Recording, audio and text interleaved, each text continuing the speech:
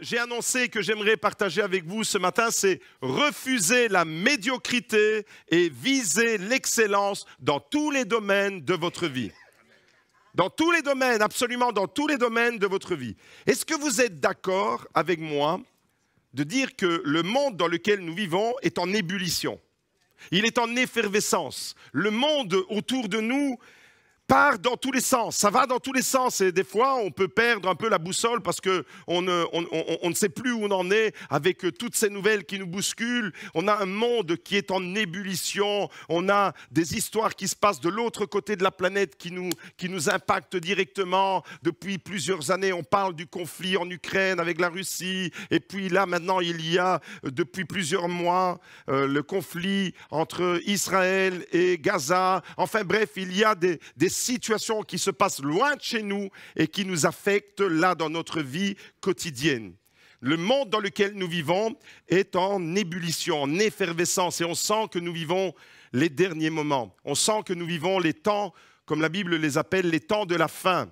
Et si on regarde de plus près le royaume de Dieu à la fin des temps, eh bien on découvre, la parole de Dieu nous dit un certain nombre de choses. D'une part, la Bible nous dit que le nombre de personnes qui se tourneront vers le Seigneur Jésus seront de plus en plus importantes. Il y aura une croissance, il y aura de plus en plus de chrétiens. Et aujourd'hui, eh bien, le nombre de personnes qui se donnent à Jésus, qui se tournent vers le Seigneur Jésus, n'a jamais été aussi élevé. Le nombre de personnes qui se tournent vers Jésus aujourd'hui, en 2024, n'a jamais été aussi élevé dans toute l'histoire de l'Église. C'est un fait exceptionnel. Nous vivons des temps particuliers. Ça, c'est pour le côté positif.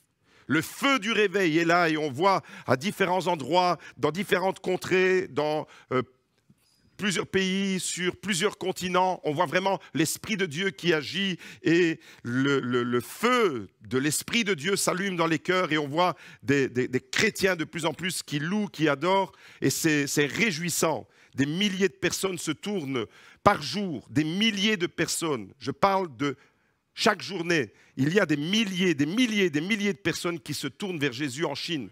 En Chine, on compte les conversions par milliers. C'est un phénomène qui est exceptionnel. Dans l'histoire, on n'a jamais vu ça. Donc nous vivons vraiment des moments comme la Bible les annonce.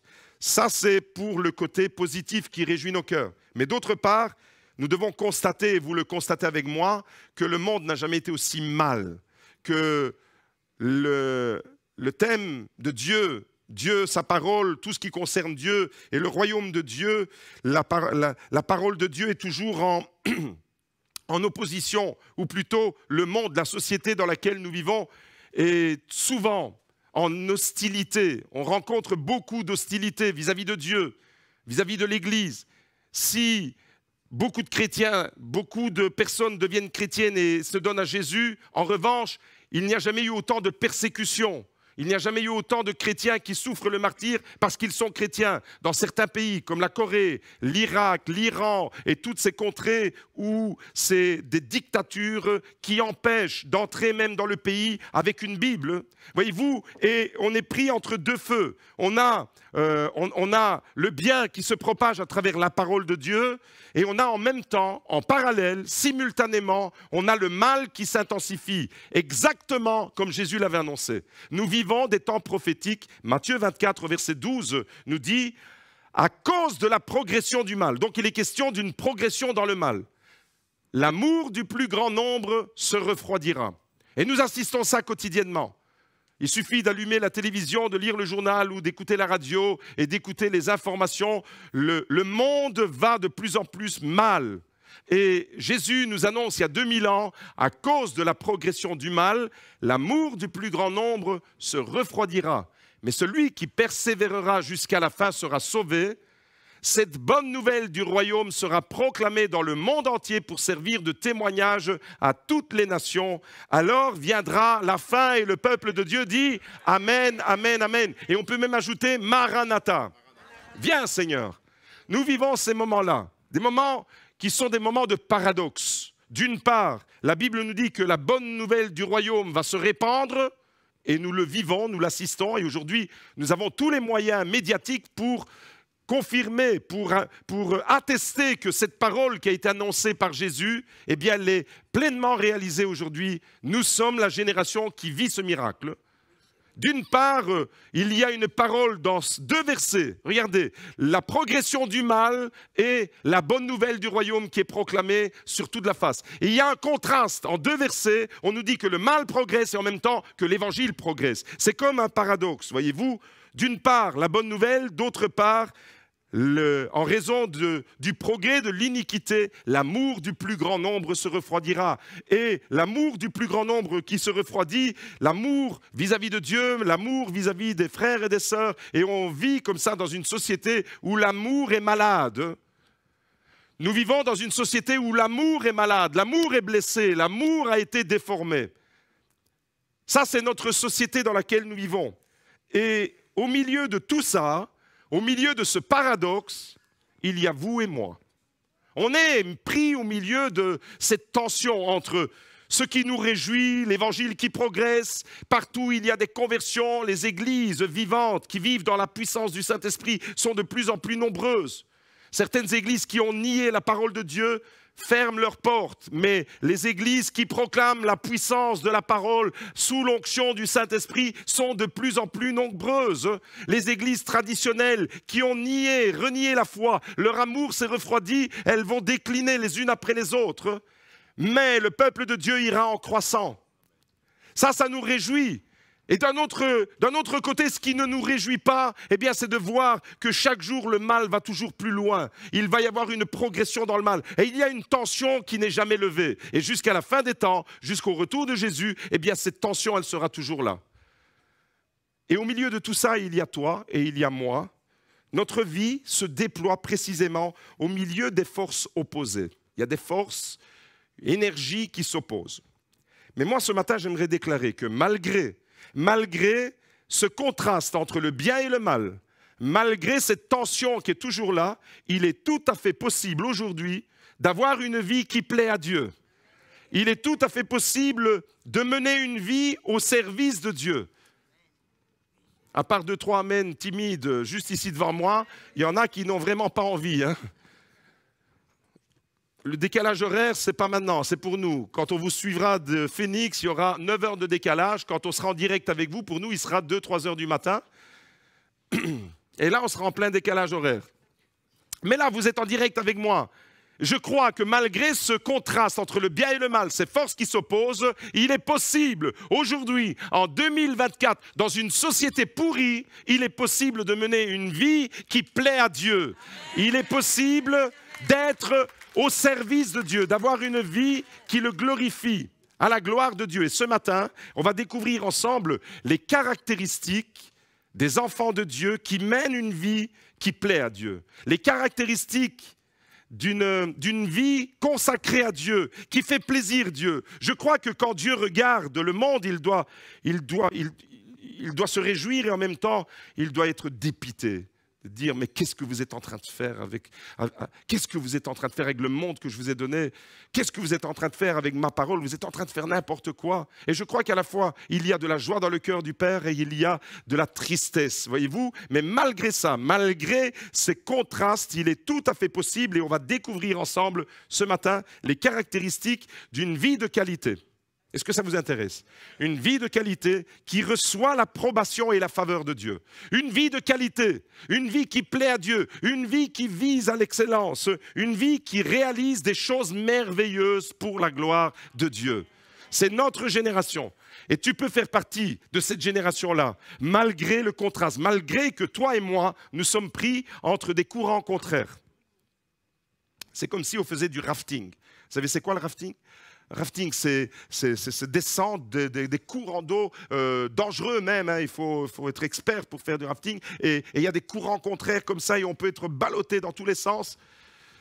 Et des fois, la vie, elle ressemble à ça. un chrétien qui est en train de faire du rafting où il y a des courants contraires, il y a des courants qui te poussent par là et puis il y a des courants qui te poussent dans l'autre sens et il y a des conseils qui te sont donnés qui vont dans un sens et puis tu entends une autre information qui va dans l'autre sens et ça crée la confusion dans ta tête. Malgré cette confusion, malgré les courants opposés, il est tout à fait possible, je le déclare au GLC Beaudour, il est tout à fait possible d'avoir une vie qui plaît à Dieu, une vie à la gloire de Dieu, une vie au service de Dieu. Il est tout à fait possible. Et on va découvrir 3 caractéristiques ce matin. Il y en a bien d'autres, hein, mais aujourd'hui j'en ai sélectionné 3.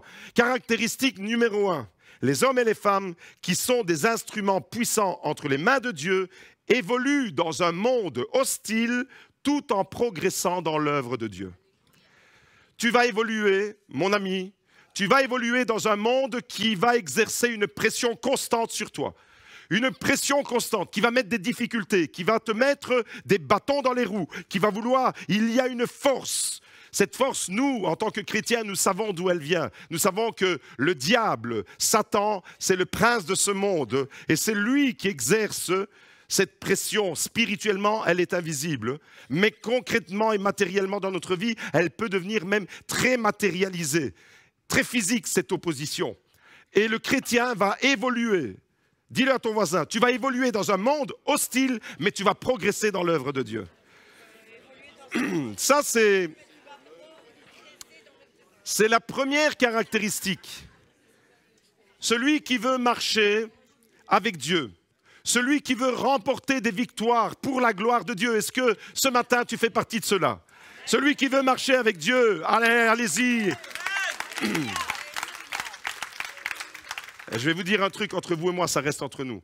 Si vous dites souvent « Amen », ça me permet de faire comme ça entre mes phrases, pour me remettre ma... OK? Amen. Voilà.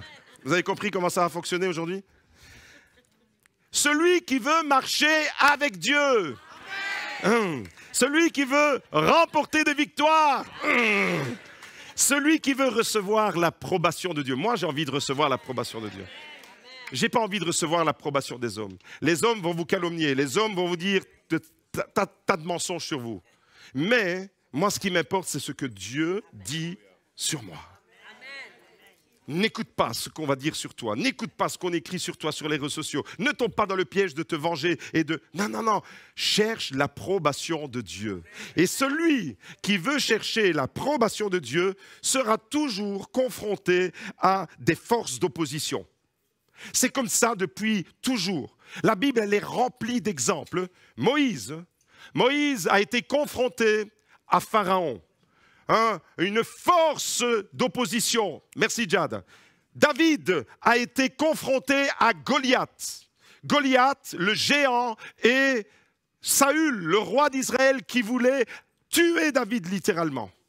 On voit dans la vie de Moïse une force d'opposition, Pharaon, dans toutes les générations. Chaque fois qu'il y a un homme qui se lève et qui veut plaire à Dieu, qui veut faire la volonté de Dieu, qui veut accomplir une œuvre pour la gloire de Dieu, il y aura toujours de l'opposition. Dans la génération de Moïse, c'était le Pharaon. Dans la génération de David, c'était Goliath, c'était le roi Saül. Dans la génération de Daniel, Daniel a dû être confronté et il a dû résister à l'opposition de Nebuchadnezzar, le roi de Babylone. Une autre opposition. Voyez, les noms, ils changent, mais l'énergie négative qui se dégage derrière est toujours la même dans toutes les générations. Néhémie, dans la génération qui reconstruit les murailles de Jérusalem, Néhémie a été confronté à un homme qui s'appelle Sanballat. Et Sanballat, il avait juste un projet, c'était de stopper la reconstruction des murailles de Jérusalem. Plus près de nous, les premiers disciples, les premiers chrétiens, ils ont accompli des choses merveilleuses, mais ils étaient en opposition avec les autorités religieuses de l'époque. Jésus a été arrêté par le Sanhédrin.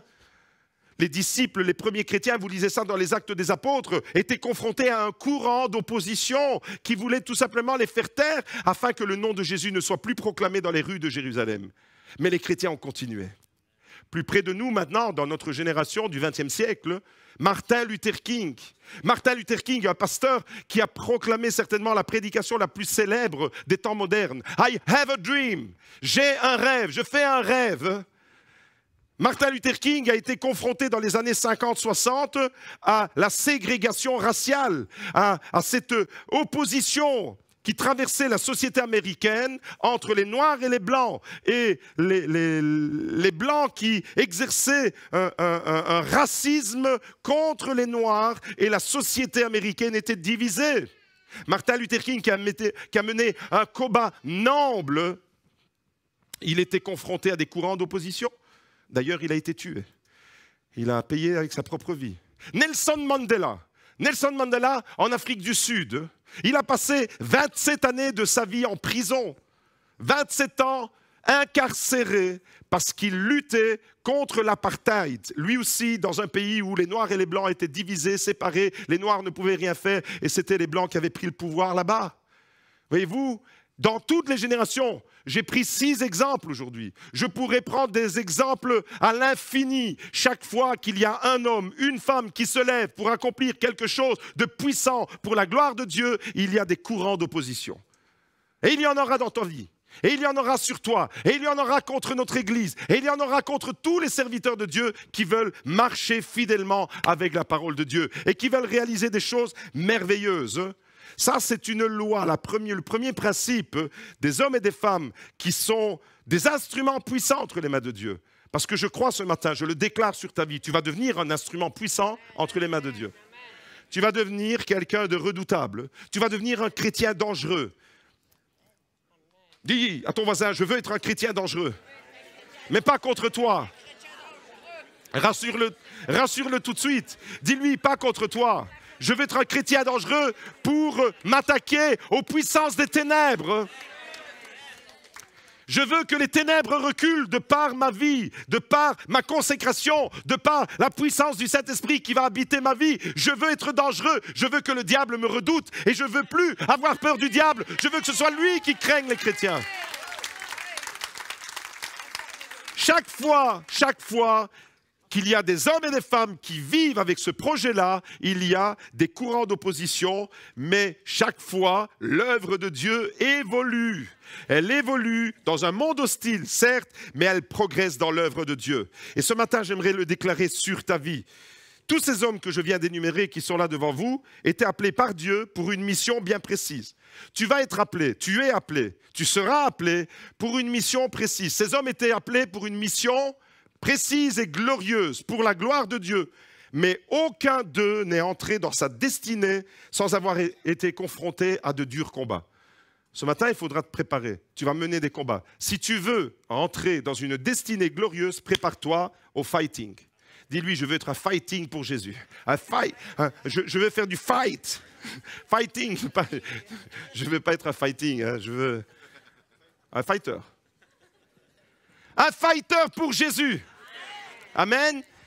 Ce n'est pas le ultimate fighting, c'est je suis dans le combat avec Jésus et je sais qu'ensemble on va remporter la victoire.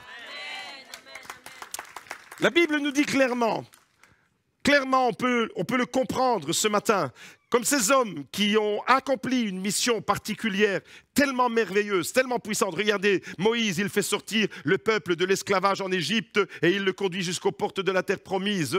Daniel, il a un témoignage puissant au milieu de Babylone, au milieu de la confusion, du désordre, de l'idolâtrie. Daniel se garde pur dans son cœur et il marche avec Dieu. David, avec Goliath, il n'a pas peur de l'intimidation du géant Goliath et il est confronté à Saül, mais il reste droit. Néhémie ne se laisse pas bloquer par Sanballat, mais il va continuer son œuvre et il va achever la muraille. Martin Luther King s'est combattu, il a lutté. Lui aussi, c'était un fighter. Nelson Mandela, la même chose. Et ils ont fait bouger les choses dans leur société, dans leur génération. Je déclare sur ta vie que tu vas faire bouger les choses. Je le déclare avec foi. Mes amis, plus vos combats seront intenses, plus votre destinée sera glorieuse. Plus tes combats, les combats que tu mènes sont intenses, plus tu vas vivre une destinée puissante et glorieuse. 2 Timothée chapitre 3, au verset 11, nous dit ceci. C'est l'apôtre Paul qui le déclare. « Quelle persécution n'ai-je pas supportée ?» En fait, plus tu vas vouloir servir Dieu, et plus tu vas te rendre compte qu'il y a des courants d'opposition sur ta vie. Un exemple dans le Nouveau Testament incontournable, en dehors de celui de Jésus, c'est l'apôtre Paul. C'est lui qui prononce ces paroles. « Quelle persécution n'ai-je pas supportée ?» Aujourd'hui, on ne supporterait même pas le quart du dixième, du centième de ce que l'apôtre Paul a supporté. Je le dis en ayant honte de moi-même. Ces gens-là, ils ont tout supporté pour le nom de Jésus. Aujourd'hui, je ne sais pas dans quelle mesure on est prêt à supporter quelques injustices pour le nom de Jésus. Et l'apôtre Paul dit, « Quelle persécution n'ai-je pas supportée? Et le Seigneur m'a délivré de toutes. » Dites avec moi, « Le Seigneur m'a délivré de toutes. » Chaque fois, ça implique un autre principe. Ce verset me renvoie à un autre verset qui nous dit que Dieu ne permettra pas que nous soyons éprouvés au-delà de nos forces. C'est ça que ça veut dire.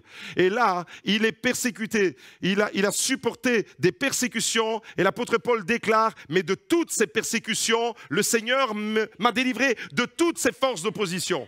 Je le déclare sur ta vie, il va y avoir de l'opposition, mais le Seigneur va te secourir. Alléluia.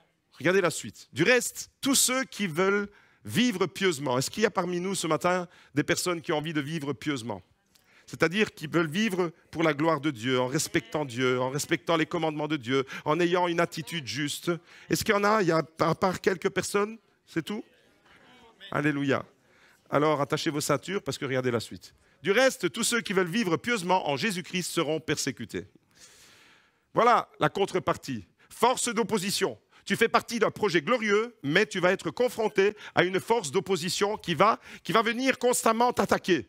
Tandis que les hommes méchants et imposteurs avanceront toujours plus dans le mal, en égarant les autres et en s'égarant eux-mêmes. Ça rejoint la parole de Jésus.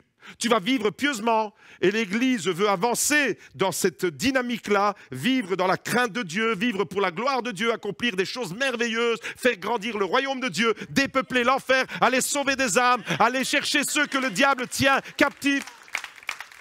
L'Église va vivre de plus en plus ça, mais en même temps, de plus en plus, elle sera persécutée.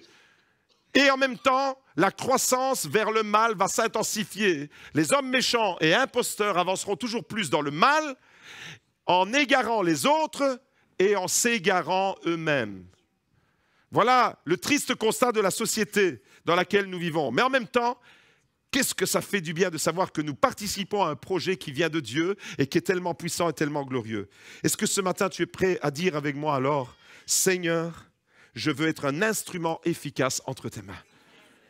Coûte que coûte, je veux être un instrument efficace. Malgré les difficultés que je vais rencontrer, je veux te faire confiance. Je ne te prêche pas un évangile de la facilité, mon ami. Je te prêche la parole de Dieu qui te dit que si tu veux vivre pieusement, tu seras persécuté. Tu ne vas pas plaire à tout le monde. On va te critiquer. Tu vas être confronté à des collègues qui vont se moquer de toi. Les jeunes, à l'école, gardez votre rang chrétien. Vous allez, en tant que jeune et en tant qu'ado, être moqués. On va vouloir vous inciter à faire des choses pour être comme tout le monde. Vous allez pouvoir être tenté, vous allez être tenté certainement, mais garde ton cœur plus que tout. Garde ton cœur dans la droiture et reste ce disciple de Jésus qui marche avec la crainte de Dieu. Et ce matin, je veux le déclarer, malgré les difficultés que nous allons affronter ensemble, parce que c'est vrai à titre individuel, c'est vrai au niveau collectif. Malgré les difficultés, malgré les coups durs, je veux te faire confiance. Il y aura des coups durs. Je sais que ce que je vous dis là, ça ne vous fait pas plaisir. Il n'y a pas ici devant un amen timide. Il y aura des coups durs dans la vie. Mais je veux te faire confiance. Malgré les épreuves, je veux continuer à te faire confiance. Malgré les persécutions, comme Paul le dit, je veux continuer à te faire confiance. Moïse, dans sa génération, savait que Pharaon était extrêmement puissant. Savait qu'il était extrêmement redoutable. C'était le big boss de l'époque. C'était la puissance mondiale. Et il doit être confronté au big boss des nations. Moïse savait très bien que Pharaon était puissant, mais il savait surtout que son Dieu est tout puissant. Vous voyez, tu ne dois jamais affronter l'opposition avec une crainte, avec une peur, mais toujours, Dieu est supérieur à l'opposition. L'apôtre Paul dit que de toutes les persécutions, il a été secouru, il a été délivré de toutes, dites avec moi, de toutes les persécutions, je serai délivré. De toutes, absolument de toutes. Moïse savait que Pharaon était puissant, mais il savait que son Dieu est tout puissant. David savait que Saül était redoutable, mais il savait aussi que Dieu lui avait retiré l'onction. Vous voyez, il y a toujours une faille dans l'opposition. Tu dois chercher la faille. Il y a toujours une faille. Pharaon, il a fait le bras de fer avec Dieu, mais il a perdu. Les plaies se sont abattues sur son pays, le peuple d'Israël a été libéré. David savait que Saül était redoutable, mais il savait que Dieu lui avait retiré l'onction. Il savait que Goliath était hyper balèze, mais il savait qu'au nom de l'Éternel, on peut terrasser tous les géants. Vous voyez? Il y a de l'opposition, mais en même temps, il y a une force de caractère qui se forge en nous. Tu n'es pas une mauviette. Vainqueur. J'ai compris biker. Je dis non, je ne suis pas avec la moto. Moi, avec mes oreilles bizarres, il faut que j'ai un temps d'adaptation. Martin Luther King savait qu'il y avait des courants d'opposition aux États-Unis. Il savait ce qu'il risquait. Mais il a bataillé et il a quand même réussi à faire basculer la société américaine. Et vous vous rappelez, quelques années en arrière, Barack Obama, premier président des États-Unis, qui était un Afro-Américain. S'il n'y avait pas eu le combat de Martin Luther King dans les années 60, il n'y aurait jamais eu un Barack Obama président des États-Unis. Le combat de un est bénéfique à un autre dans quelques générations. Et les combats que tu mènes aujourd'hui, je crois, je le déclare, que des fois il y a des combats qu'on mène aujourd'hui et qui ne seront pas bénéfiques immédiatement pour nous, mais ils seront, ces combats, bénéfiques pour la génération qui vient après nous, pour nos enfants, pour nos petits-enfants, pour nos arrière-petits-enfants, parce que nous luttons non pas égoïstement pour nous. Martin Luther King n'a pas lutté pour lui, mais pour ses semblables, pour ses frères et sœurs et pour ceux qui viendraient après lui. Et il en a payé le prix cher parce que lui, on l'a tué à cause de son combat. Mais son combat a porté du fruit. Mes amis, les premiers chrétiens savaient qu'il y avait une opposition énorme contre le nom de Jésus. Les disciples, les apôtres avaient reçu un ordre du pouvoir religieux, interdiction de parler de Jésus. Ni plus ni moins, vous pouvez faire ce que vous voulez. Mais vous ne mentionnez plus dans cette ville de Jérusalem le nom de Jésus. Ils savaient qu'il y avait une opposition énorme, mais ils ont continué malgré tout à proclamer la puissance du ressuscité qui a bouleversé non seulement Jérusalem, mais la Judée, la Samarie et jusqu'aux extrémités de la terre. Ils ne se sont pas tus malgré l'opposition. Vous voyez, il y a des courants d'opposition, mais il y a toujours une faille dans le rang de l'ennemi. Caractéristique numéro 2, si tu veux avoir une vie qui plaît à Dieu, si tu veux avoir une vie avec la faveur de Dieu, avec la bénédiction de Dieu, caractéristique numéro 2 qu'on retrouve dans la vie de tous ces hommes d'ailleurs. Tous ces hommes ont refusé la médiocrité, le statu quo pour leur vie. Tous étaient en mode excellence, la recherche de l'excellence. Ils ont tous refusé la médiocrité, le statu quo. Et ils ont switché en mode excellence. Et je crois que c'est quelque chose qui doit s'opérer dans nos têtes. À un moment donné, si tu veux prendre une autre envergure dans ta foi, si tu veux prendre de l'élévation dans ta foi, parce que le mot excellence, c'est le mot qui vient du ciel, littéralement, de ce qui est élevé, de ce qui nous ramène à la hauteur. Si tu veux prendre de la hauteur dans ta vie, si tu veux être élevé, si tu veux prendre une autre dimension dans ta vie spirituelle, il te faudra switcher. Dis avec moi, je veux switcher ce matin. Je veux switcher du mode médiocrité statu quo au mode excellence. Je veux passer en mode excellence.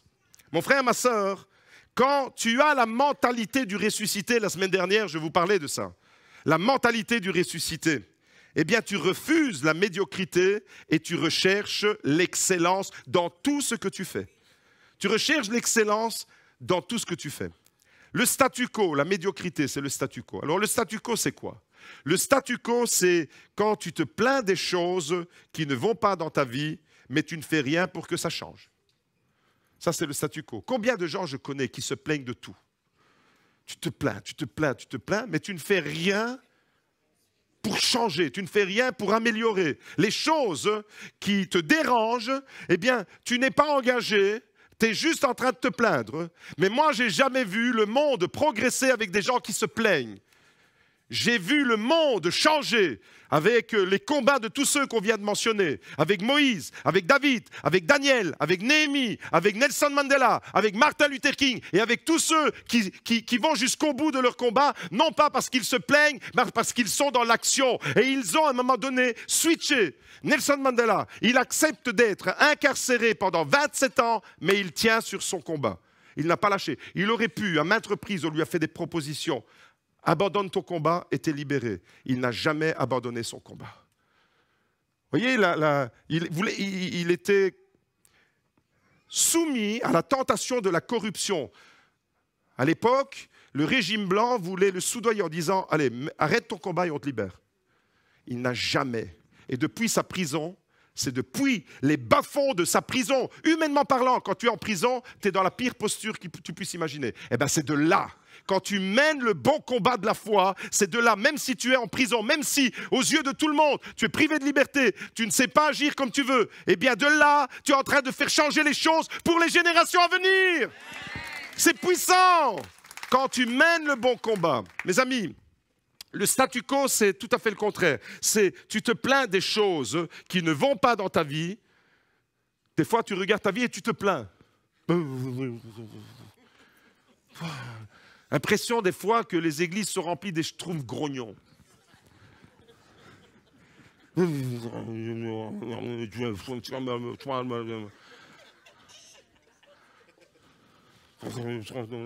Pasteur, la femme du pasteur, les enfants du pasteur.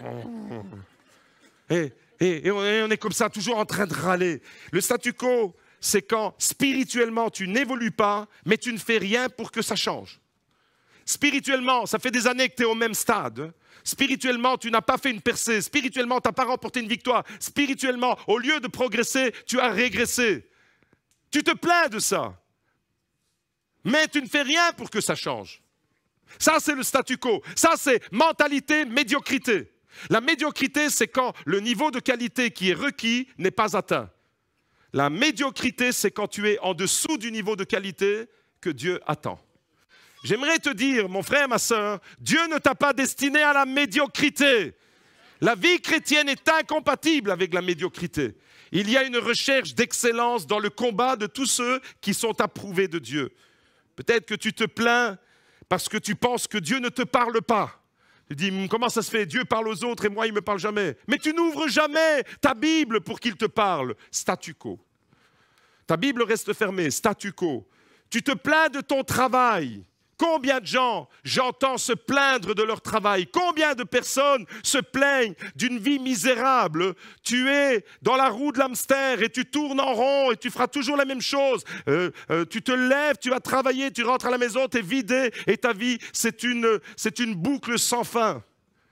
Tu te plains de ton boulot, tu te plains à tout le monde, mais tu ne fais rien pour que ça change. Statu quo. Tu acceptes le statu quo. Tu te plains de ton couple parce que ça ne tourne pas comme tu aimerais que ça tourne. Tu fais des reproches à ta femme, tu fais des reproches à ton mari, mais tu ne fais rien pour te rapprocher de ton conjoint. Statu quo. Prends soin, agis, réalise les choses qui sont à ta portée et fais-les. Et là, le statu quo ne restera plus statu quo. Tu vas être dans un processus de transformation. Vous avez compris que la mentalité médiocrité, elle est vraiment incompatible avec le royaume de Dieu? À l'inverse, la recherche de l'excellence. La recherche de l'excellence, c'est quoi? C'est là que beaucoup de chrétiens se perdent. Parce que beaucoup de chrétiens imaginent que la recherche de l'excellence, c'est la perfection. Et alors, vous êtes déjà découragé en disant « On ne sera jamais parfait, donc laisse tomber, pasteur. Dis-moi que j'ai des défauts et que Dieu m'accepte avec mes défauts et je serai content de ton message. » Non, non. Je ne vais pas vous dire ça. Je vais vous dire ce matin que nous devons rechercher l'excellence. Je vais vous dire ce matin que l'Église qui s'accommode de la médiocrité ne progressera jamais. Je vais vous dire ce matin que le chrétien qui s'accommode de la médiocrité fera du surplace dans le meilleur des cas et dans le pire des cas, il fera de la régression, de la marche en arrière. La recherche de l'excellence, au contraire du statu quo et de la médiocrité, c'est quand tu sais que ta vie peut encore progresser et que tu fais tous tes efforts pour y arriver. Tu sais que ta vie peut encore progresser. Non pas que tu as la prétention d'atteindre la perfection, mais tu sais que tu as une marge de progression encore. Tu sais que tu peux progresser spirituellement. Et tu fais tout pour y arriver. Tu passes plus de temps avec Dieu. Tu viens plus souvent à l'église. La recherche de l'excellence, c'est... Je vais donner des exemples concrets. Tu dois venir au culte. Le culte commence à 10h. La recherche de l'excellence, c'est Seigneur, je viens à 10h moins quart. La recherche de l'excellence, c'est... Je ne vais pas attendre que quelqu'un me demande pardon, je vais aller lui demander pardon.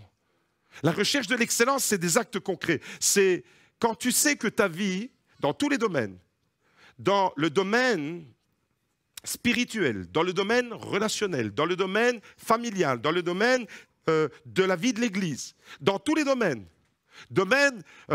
professionnels, sur ton lieu de travail, tu sais, dans tout ce que tu fais, que tu as encore une marge de perfection. Dites avec moi, je suis perfectible. Ça veut dire qu'on peut encore se perfectionner. Ce n'est pas « je suis parfait », hein. Il n'y a que Dieu qui est parfait. Et la perfection, on ne l'atteindra jamais. Mais nous devons tendre vers ce modèle extraordinaire, comme l'apôtre Paul disait, « Soyez mes imitateurs comme moi-même, je suis l'imitateur de Christ ». Et lui, son modèle, c'était celui qui était parfait. Et c'est pour ça qu'il peut dire « Soyez parfaits comme votre Père Céleste est parfait ». Et ça, c'est tendre vers l'excellence. Tendre vers l'excellence, c'est tu fais tous tes efforts pour y arriver. L'apôtre Paul avait vraiment un ministère d'excellence. On peut le dire. Il n'était pas parfait, le gars. Il a commis des erreurs. Mais quand tu fais quelque chose, tu as envie de bien le faire. Alors, on découvre quelques versets. 2 Corinthiens, chapitre 8, au verset 7. C'est l'apôtre Paul qui dit ça. De même que vous excellez en tout. Il adresse ses paroles aux Corinthiens. Les Corinthiens n'étaient pas parfaits. On sait qu'ils avaient des défauts. Pourtant, il leur dit, vous excellez en tout. Voyez ? Vous excellez en tout. En foi, en parole, en connaissance, en empressement de tout genre et en votre amour pour nous. Faites en sorte d'exceller aussi en cette œuvre de grâce. Là, l'apôtre Paul demande de l'aide financière pour soutenir un projet. Eh bien, vous excellez dans tous les domaines. Allez-y, faites encore un effort au niveau aussi de votre générosité. N'aie pas peur d'aller mettre ta main dans ton portefeuille et de bénir l'œuvre de Dieu. C'est ça qu'il est en train de dire. Excellez dans toutes ces choses. Et vous excellez dans la foi, dans la parole, vous excellez dans la connaissance, dans l'empressement, vous êtes plein d'enthousiasme. Vous excellez déjà, mais vous devez encore exceller. Vous devez encore rechercher des domaines de votre vie où vous allez exceller. Vous voyez, on n'arrivera jamais au terme de dire, voilà, je ne peux plus progresser, j'ai atteint le sommet. Jamais tu pourras le dire, jamais je pourrai le dire, parce que ce terme-là s'appelle le ciel.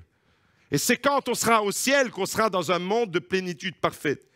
Saul de Tarse, l'apôtre Paul était, avant d'être l'apôtre Paul, Saul de Tarse. Saul de Tarse aurait été incapable d'écrire ces paroles. Mais l'apôtre Paul, qu'il est devenu, a écrit ces paroles. Saul de Tarse était un homme religieux, fanatique, qui vivait dans le statu quo de sa religion. Il n'y a rien qui bougeait dans sa religion. Il était fanatique, il était contre le nom de Jésus, il était contre les chrétiens. Mais quand Jésus, le ressuscité, s'est révélé à lui, quand il a expérimenté la puissance du ressuscité, toute sa vie a été chamboulée. Absolument toute sa vie. Quand tu fais une vraie rencontre avec Jésus, ce n'est pas seulement quelques paramètres de ta vie qui sont réglés, comme si ta voiture elle était déréglée, que tu allais chez le mécano et il te fait un petit réglage du moteur. Quand tu rencontres Jésus, quand tu rencontres la puissance du ressuscité, c'est toute ta vie, tous les paramètres de ta vie qui sont chamboulés. Tu ne peux pas faire une rencontre avec Jésus. Le dimanche matin, tu viens adorer Dieu et le samedi soir, tu es en boîte de nuit, en mini-jupe. C'est pas possible. Ta vie, elle est complètement métamorphosée. Ta vie, elle est complètement chamboulée. L'apôtre Paul a vécu un chamboulement, une métamorphose complète de son existence. Tous les paramètres ont été complètement chamboulés. Tous ses projets ont été revus, ont été modifiés. Tu as peut-être des projets qui sont nés dans ton cœur, que tu as créés toi-même, et puis tu rencontres Jésus. Et puis tu te rends compte que ces projets-là, ils vont tomber à l'eau. Et il y a d'autres projets qui vont venir. Tous tes projets vont changer. Tous tes projets vont changer. Recherche de l'excellence. Ça implique, Seigneur, je veux t'abandonner les projets qui ne sont pas de toi et je veux entrer dans tes projets à toi. Je veux accomplir ta volonté. Ce gars, hein, Saul de Tarse, c'était un cinglé, c'était un fanatique, c'était un religieux, c'était un pharisien, c'était un Hezbollah, un djihadiste, c'était Saddam Hussein, Ben Laden, c'était tout ce que vous voulez dans ce genre-là. Il prenait une satisfaction malsaine, démoniaque, quand il voyait des chrétiens mourir, être lapidés. Étienne, il était là, et il avait une satisfaction de voir les cailloux tomber sur Étienne. Mais quand il a rencontré Jésus, il était prêt à mourir pour Jésus. Ça a chamboulé tous les paramètres de sa vie. La recherche de l'excellence, ce n'est pas du religieux. Si tu veux t'accommoder d'une petite vie religieuse pépère, c'est pas ce que Dieu veut pour toi. Dieu veut chambouler tous tes paramètres. Dieu veut que tu entres dans ses projets. Et Saul de Tarse, qui était complètement timbré, quand Jésus le ressuscité lui est apparu, eh bien, il a vécu une métamorphose complète. Et à partir de ce jour-là, Saul de Tarse est devenu l'apôtre Paul. L'apôtre Paul que nous connaissons en recherche constante de l'excellence. En recherche constante, et il pouvait le dire aux autres, excellez, allez-y, recherchez. Dites avec moi ce matin, je switch du statu quo au mode excellence. Je switch ce matin, dites-le, proclame-le, je switch de la médiocrité à l'excellence. Je bascule, je ne veux pas m'accommoder d'une mentalité misérable, en dessous du niveau de qualité. À la gloire de Dieu, c'est ça la médiocrité. Tu es en dessous. Hier, il y a quelqu'un qui me dit, qu'est-ce que ça veut dire médiocrité? Eh bien, c'est ça que ça veut dire. Ça veut dire que tu es en dessous du niveau de qualité requis. Tu n'es pas fait pour ça, mon gars. Il y a plus dans ta vie. Dis à ton voisin, il y a plus. Il y a plus que ça. Philippiens chapitre 3, au verset 7. Maintenant, c'est l'apôtre Paul. C'est plus Saul de Tarse. C'est l'apôtre Paul qui peut dire « Ce qui était pour moi un gain, je l'ai considéré comme une perte. À cause du Christ et même, je considère tout comme une perte. À cause de quoi? À cause de quoi? Dites-le avec moi. À cause de l'excellence de la connaissance de Jésus-Christ, mon Seigneur. Alléluia! Je considère tout comme une perte. Ma vie est chamboulée. Mes projets sont complètement redimensionnés. Je vis maintenant, ça c'est, je me mets à la place de Paul, je vis maintenant dans les projets de Dieu, dans le projet de Dieu. C'est la plus belle chose qui puisse t'arriver. Je le déclare sur ta vie. C'est la plus belle chose qui puisse t'arriver. Tu es arrivé dans cette église, tu avais peut-être 1001 projets dans ta tête. Il y a peut-être 1001 projets qui ne se réaliseront pas, mais il te suffit de réaliser un projet que Dieu a pour ta vie et ta vie va être métamorphosée. Je te le souhaite de tout mon cœur. L'apôtre Paul dit, je considère toutes ces choses. Toutes ces choses, c'est quoi? Eh bien, c'était sa fierté, c'était toute son ancienne vie, c'était le fait qu'il était fanatique, religieux, zélé pour sa religion, il était dans le statu quo, il était dans la haine, il était pharisien d'un parti rigide. Dans les versets qui précèdent, il dit toutes ces choses. Eh bien, la perte, ces ordures, il considère toutes ces choses même comme des ordures. Ce qui l'intéresse maintenant, c'est quoi? C'est l'excellence de la connaissance, l'excellence de la connaissance de Jésus-Christ. C'est ça. Le chrétien qui va vivre une vie qui fait la différence, il recherche cette excellence de la connaissance de Jésus-Christ. Et au verset 10, il continue, regardez son objectif.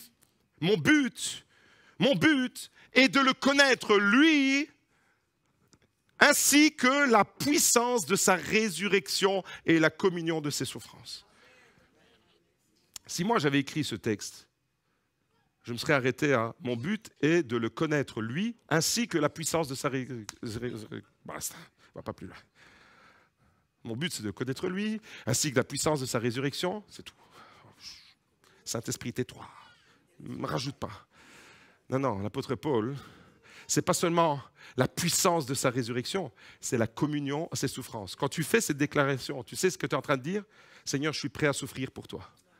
C'est ça que ça veut dire. Aujourd'hui, on n'a plus envie de souffrir. On a écarté la souffrance. La vie chrétienne ne peut pas être une vie de souffrance. Ça, c'est ce qu'on vous a inculqué. Vous écoutez des messages et tout, l'évangile de la prospérité, balayez ça à la poubelle. La vie chrétienne implique une souffrance. Et l'apôtre Paul dit, mon but, c'est même ça. C'est de le connaître lui, ainsi que la puissance de sa résurrection et la communion à ses souffrances. Seigneur, combien... Je ne vous demande pas de le faire parce que je vous demande de le faire, mais faites-le parce que vous l'avez dans votre cœur. Combien de personnes sont prêtes à dire avec moi, Seigneur, je suis prêt à souffrir pour toi. Je suis prêt à souffrir pour toi. Je ne veux pas écarter Nelson Mandela, 27 ans en prison pour son combat. Martin Luther King prend une balle pour son combat. Daniel dans la fosse au lion pour son combat. Moïse confronté à Pharaon pour son combat. L'apôtre Paul, persécuté pour son combat. Mais de tous, il a été délivré. Mes amis, c'est extraordinaire quand on entre dans l'œuvre de Dieu avec la mentalité de Dieu. C'est pitoyable quand on entre dans l'œuvre de Dieu avec la mentalité qui est la nôtre. C'est pitoyable. L'œuvre de Dieu ne pourra jamais se réaliser avec une mentalité charnelle. Mais c'est extraordinaire quand tu entres dans l'œuvre de Dieu avec la mentalité de Dieu. Et la mentalité de Dieu, c'est toutes ces paroles qu'on vient de découvrir ensemble. Mon frère, ma sœur, écoute-moi bien ce matin. Je veux vraiment déclarer des paroles fortes qui viennent de la part de Dieu. La vie chrétienne est vraiment incompatible avec la médiocrité. La vie chrétienne, c'est-à-dire la vie avec Dieu, est incompatible avec la médiocrité. La vie au service de Dieu est incompatible. Si Moïse s'était contenté du statu quo, il n'y aurait jamais eu d'exode, il n'y aurait jamais eu de libération, il n'y aurait jamais eu un peuple entier libéré de l'esclavage en Égypte. S'il s'était contenté du statu quo, il n'y aurait rien n'aurait bougé dans la génération. Si David s'était contenté de la médiocrité, du statu quo, il ne serait jamais devenu l'homme selon le cœur de Dieu, il ne serait jamais devenu celui qui a terrassé Goliath et il n'aurait jamais composé le livre des psaumes qui nourrit la foi de millions de personnes aujourd'hui encore. Cet homme a été un instrument puissant. Pourquoi? Parce qu'il a refusé la médiocrité et il a choisi l'excellence. Comme Moïse, David, Néhémie. Si Néhémie s'était contenté du statu quo, la muraille de Jérusalem n'aurait jamais été relevée. Les promesses de Dieu sur Jérusalem n'auraient pas été accomplies. Voyez comment des fois les promesses de Dieu, elles passent par une décision que tu vas prendre ce matin. Il y a des promesses de Dieu qui vont s'accomplir dans ta vie parce que tu vas prendre une décision. Mais il y a des promesses de Dieu qui vont rester gelées par rapport à ta vie parce que tu auras pris la mauvaise décision. On prend toujours des décisions. Si elle est bonne, les promesses de Dieu vont se multiplier sur ta vie. Si tes décisions ne sont pas bonnes, eh bien les promesses de Dieu vont se geler. Imaginez que Néhémie n'avait pas fait le choix, le bon choix, d'aller à Jérusalem et de relever la ville de Jérusalem, eh bien, ça aurait été gelé. Imaginez que Moïse n'avait pas fait le bon choix. Eh bien, le peuple d'Israël serait peut-être encore aujourd'hui en esclavage en Égypte. Voyez, quand tu fais le mauvais choix, tu gèles et tu bloques les promesses de Dieu sur ta vie. Quand tu fais le bon choix, tu actives un processus de puissance. Dis avec moi, j'active la puissance des promesses de Dieu dans ma vie. Je fais le bon choix. Et le bon choix, c'est quoi? Je switch en mode excellence. C'est-à-dire, je chercher, connaître Jésus-Christ, connaître la puissance de sa résurrection et la communion de ses souffrances. Pourquoi la communion de ses souffrances? Parce que, comme je l'ai dit précédemment, il est impossible de plaire à Dieu sans rencontrer des forces d'opposition. Et les forces d'opposition, elles ne vont pas te caresser dans le sens du poil. Les forces d'opposition, elles vont venir te secouer. Ça va te mettre des coups. Tu vas ramasser des coups, tu vas souffrir, mais tu vas tenir bon. Et parce que tu vas tenir bon, et parce que tu ne vas pas lâcher l'objectif de Dieu, parce que tes yeux sont fixés sur lui, mon frère, ma sœur, j'aimerais te dire que tu vas voir les promesses de Dieu se réaliser sur ta vie à condition que tu restes en mode excellence. Si les apôtres s'étaient contentés de la médiocrité, ils n'auraient jamais annoncé le message qui a bouleversé la vie de milliards d'êtres humains. Vous imaginez la victoire la plus merveilleuse que l'humanité ait jamais connue, c'est quoi? Jésus qui meurt et qui ressuscite le troisième jour. Ça, c'est la victoire la plus extraordinaire. Mais si les apôtres n'avaient plus parlé de ça, en l'espace d'une génération, la victoire la plus éclatante de l'univers, de l'histoire, de n'importe... C'est la victoire des victoires. Jésus qui meurt et qui ressuscite. Il n'y a pas une plus grande victoire que soi. Mais si les apôtres n'avaient pas proclamé la puissance du ressuscité malgré l'opposition, en l'espace d'une génération, on aurait oublié le nom de Jésus et on aurait oublié ce qu'il a fait. En l'espace d'une génération. Si tu ne transmets pas à ton enfant ce que Jésus a fait, peut-être qu'il grandira sans jamais connaître qui est Jésus. Et ton petit enfant encore moins. Voyez? Donc, Ce matin, j'aimerais te dire, si l'apôtre Paul, s'il avait choisi la médiocrité, il n'aurait jamais écrit les 3/4 du Nouveau Testament. Tu lis aujourd'hui encore, tu médites, ta foi, elle se fortifie, elle se nourrit, grâce à un gars, il y a 2000 ans, qui a fait le bon choix de basculer, de switcher. Médiocrité, je te balaye, je switch en mode excellence. Je veux connaître Jésus, je veux communier à sa puissance de sa résurrection et à la communion de ses souffrances. Et là, eh bien, si lui n'avait pas fait cette décision, n'avait pas pris cette décision, s'il n'avait pas fait ce choix à ce moment-là, il n'y aurait jamais eu le Nouveau Testament qui aurait été écrit. 3/4 du Nouveau Testament, c'est lui qui les a écrits. Vous imaginez? Il n'aurait jamais implanté toutes ces dizaines d'églises dans le pourtour méditerranéen, jusqu'à amener l'évangile à Rome, la capitale de l'Empire. Un homme, une femme, un jeune, un adolescent, je m'adresse aux ados, je m'adresse aux jeunes dans les écoles, basculer en mode excellence, rechercher la puissance de Dieu, rechercher la présence de Dieu. La même chose avec Martin Luther King, avec Nelson Mandela. S'il n'avait pas accepté de basculer dans le mode excellence, s'il s'était contenté de la médiocrité, eh bien, les Noirs et les Blancs seraient encore séparés. Aux États-Unis, en Afrique du Sud, il y aurait encore la ségrégation raciale et il y aurait encore l'apartheid. Vous voyez, une décision débloque une situation, pas seulement pour toi, mais pour les générations qui viennent après toi. La médiocrité, mes amis, maintient les choses comme elles sont. Tu te plains, mais tu ne fais rien pour que ça bouge. Elle n'apporte aucun changement. La médiocrité, c'est juste du blabla. Tu te plains, mais ça ne favorise aucune progression. Ça, c'est la médiocrité. Ce n'est pas un esprit de médiocrité que Dieu nous a donné. C'est un esprit d'excellence. Parce que qui est l'excellent par excellence? Jésus-Christ, il habite en nous. Donc, nous portons les marques de l'excellence. Pourquoi? Parce que celui qui est parfait, celui qui est excellent est en nous. Et donc, on ne peut être animé que d'un esprit d'excellence. Rechercher l'excellence dans tout ce que l'on fait. Un esprit d'excellence vise, mon frère, ma sœur, l'excellence absolument dans tout ce que tu fais. Je ne sais pas quelle est ta vie active de tous les jours, mais vise l'excellence dans ce que tu fais. Tu es musicien, vise l'excellence. Tu chantes des louanges, vise l'excellence. Tu travailles, vise l'excellence. Tu es ménagère, vise l'excellence. Quoi que tu fasses, vise l'excellence. Et ne te contente pas d'un esprit de médiocrité. Quoi que tu fasses, quoi que tu entreprennes dans ta vie spirituelle, regardez Jad, regardez la courbe vie spirituelle. Dans ta vie spirituelle, tu dois rechercher l'excellence. Dans ta vie spirituelle, dans ta vie relationnelle, dans tes valeurs morales, recherche l'excellence. C'est-à-dire, le chrétien, il vit avec des valeurs élevées. Excellence qui signifie élevé, hauteur, qui vient du ciel. Vis dans cette courbe de croissance vers le haut, avec une vie spirituelle de qualité, avec des valeurs morales élevées, avec le désir de bien accomplir ton ministère. Ne bâcle pas ton ministère. Si tu es de service, au lieu de venir vraiment time à la minute près, viens une demi-heure plus tôt, viens préparer le terrain, viens préparer déjà ton cœur à rencontrer Dieu. Ne bâcle pas les choses de Dieu. Ne fais pas les choses à la légère. La médiocrité, c'est ça. La médiocrité, c'est quand tu dis « Ah, c'est bon, Seigneur, il est bon, il accepte tout. » Ça, c'est de la médiocrité. Honte à moi. Honte à moi pour toutes les fois où j'ai fait l'œuvre de Dieu avec cette mentalité-là. Je ne dis même pas honte à vous, c'est chacun qui doit le faire pour soi. Honte à moi-même.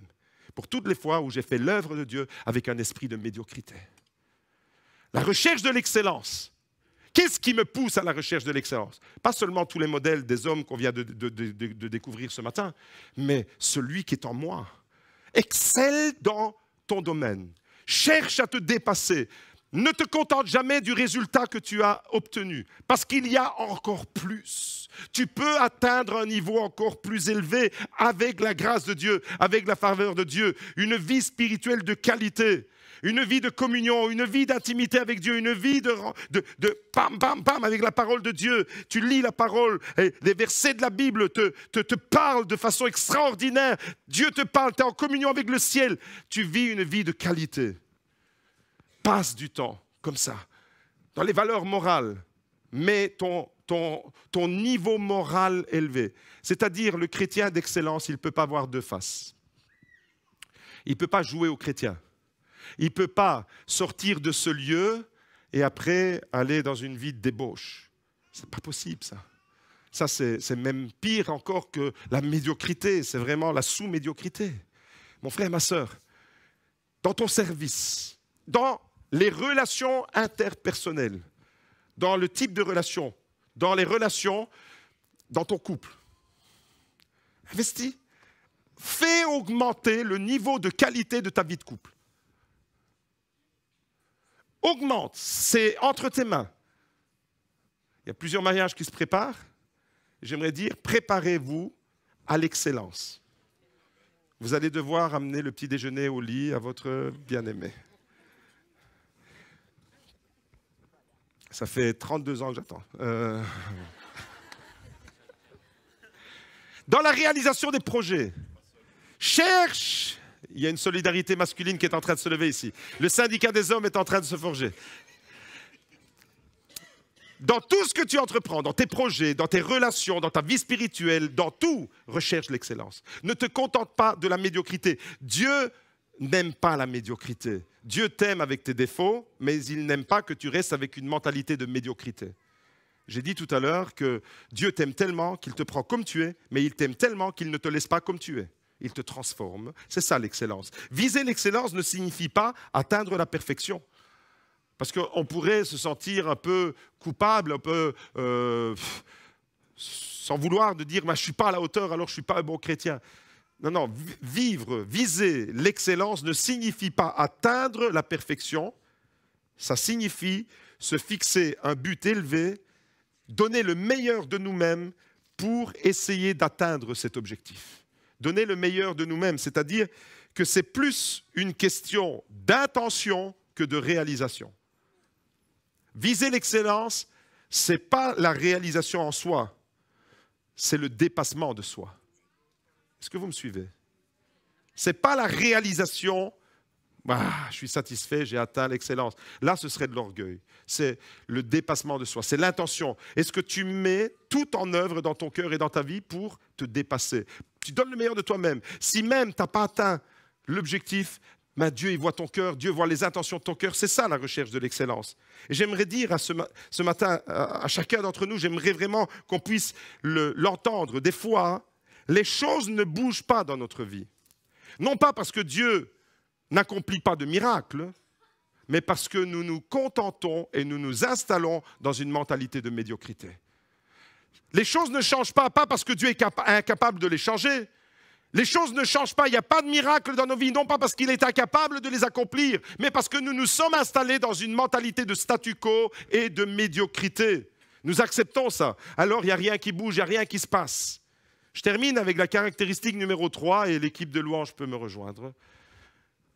Une vie qui plaît à Dieu, une vie de qualité, une vie qui vit toutes ces choses merveilleuses, se développe et développe une foi inébranlable.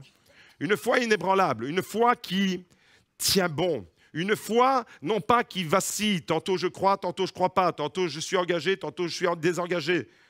Non pas une foi des montagnes russes, une foi qui avance, qui persévère, qui ne cesse de gravir des échelons. L'objectif, c'est d'atteindre le sommet avec Jésus. Je ne vais pas descendre la vallée. 1 Corinthiens 16, verset 13. Veillez, demeurez fermes dans la foi, soyez des hommes, fortifiez-vous, que parmi vous tout se fasse avec amour. Voilà la discipline de celui qui veut se dépasser. Une foi inébranlable, sois ferme. Sois ferme dans quoi? Dans ta foi. Sois ferme, c'est-à-dire ne permets pas à l'épreuve que tu traverses, à la difficulté que tu rencontres, de te déstabiliser.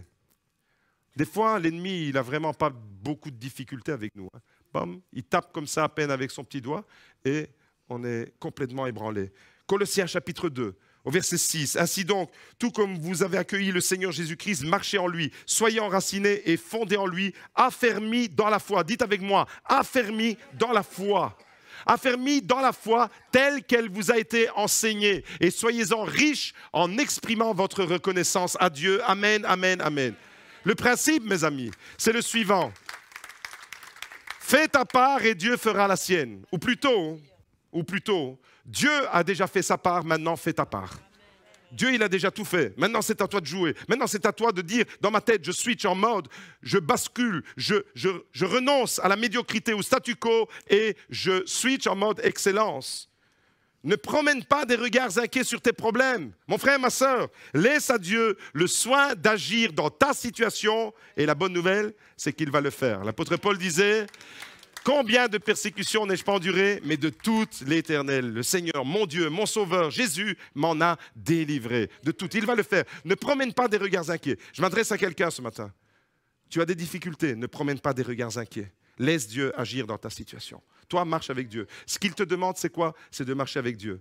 Ce qu'il te demande, c'est de respecter sa parole. Ce qu'il te demande, c'est qu'il y ait un amour sincère dans ton cœur, envers chacun d'entre nous, que dans ta vie, tout se déploie avec sa grâce, avec sa faveur.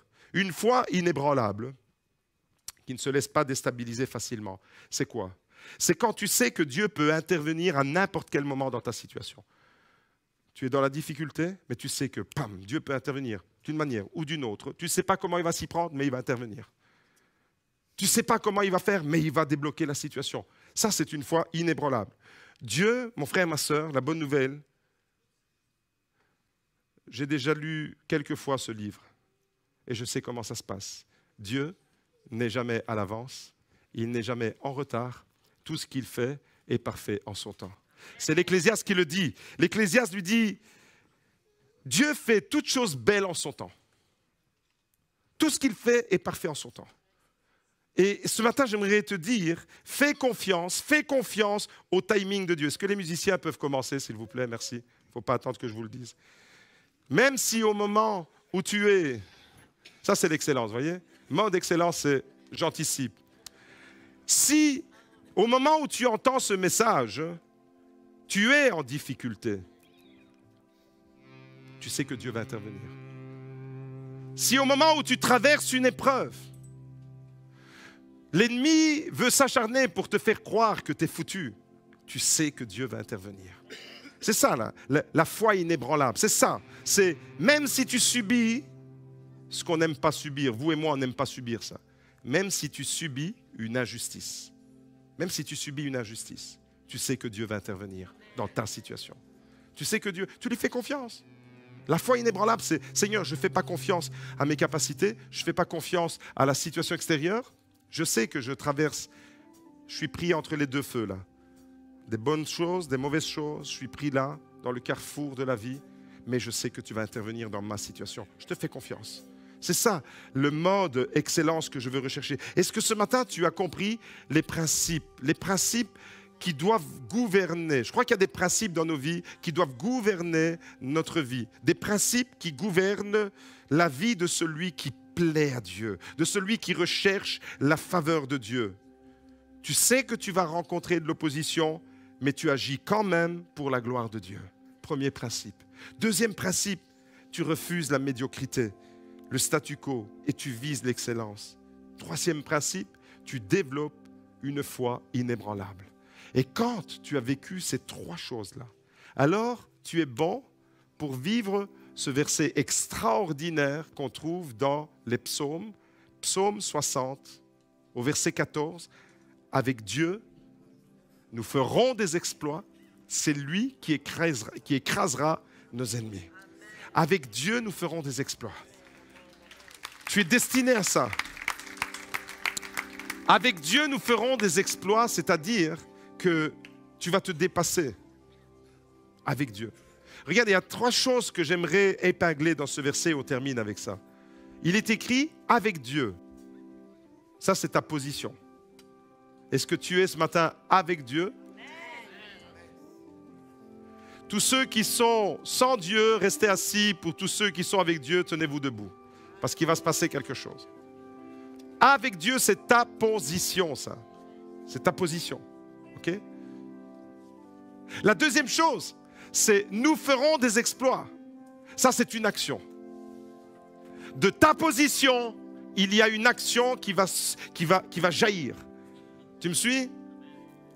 Si vous êtes encore avec moi, faites signe. C'est extraordinaire, ça. Si vous comprenez ce principe-là, vous avez compris les clés pour une vie fructueuse à la gloire de Dieu. De ta position va jaillir une action. Et de cette action va naître une bénédiction. Il, dites avec moi, il écrasera nos ennemis au nom de Jésus. Position, 3 choses. Position en Christ. Déclare-le. Position en Christ. Action, nous ferons des exploits. Bénédiction, il écrasera nos ennemis sous nos pieds. Au nom de Jésus, je suis destiné à une vie d'excellence. Nos yeux sont sur toi. Seigneur, tu bénis ta parole. Tu bénis mes frères et mes sœurs. Tu bénis ton Église. Et ce matin, je déclare que nous switchons du mode médiocrité au mode de l'excellence avec toi, au nom puissant de Jésus. Amen, amen. Alléluia. De tout notre cœur, nous allons le déclarer et le chanter. Que tes yeux se fixent sur Jésus ce matin. Alléluia.